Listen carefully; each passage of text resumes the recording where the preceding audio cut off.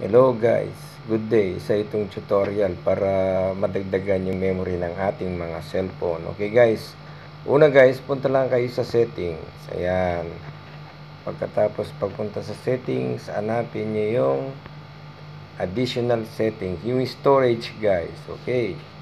So yung storage, click nyo yung storage. Ayan. So makikita natin guys, ang memory ko na lang ay around 3 giga na lang. Ayan o. Bali ang nagamit ko na 60.6. Okay guys. From 64 giga. So ngayon guys, pumunta lang kayo dito sa may application. Ayan. Ayan guys. Ayan yung mga application natin. So ang gagawin nyo guys, i-clear lang natin yung cache. Ano yun? Cache. Okay, ito. Clear mo lang ito guys. Yan. Ganyan lang. Tapos, punta ka sa Facebook. Clear mo yan, no? 679. Clear mo rin yan, guys. Walang problema yan. Ayan. Ayaw mag-clear. Ayan. Clear na. Tapos, YouTube. Ayan. Clear mo din yan. Yung matataas. Ayan. Tapos, Gmail. Tingnan natin to. Clear din natin yan kahit konti. Ayan.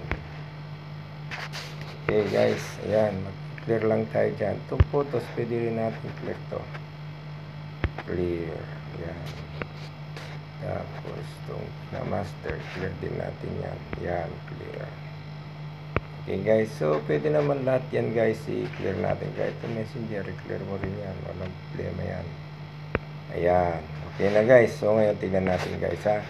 Babalikan natin ngayon, makikita natin kung ilan yung nabawas. Ayan guys, tignan nyo. From 60.6 naging 59.5 giga. So nakapag-clean tayo ng 1 giga. So ganun lang guys yung pag-clean ng ating cellphone. Okay guys, sana nakatulong to sa inyo. Okay guys, salamat sa panonood. Please like and subscribe. Okay guys, bye bye.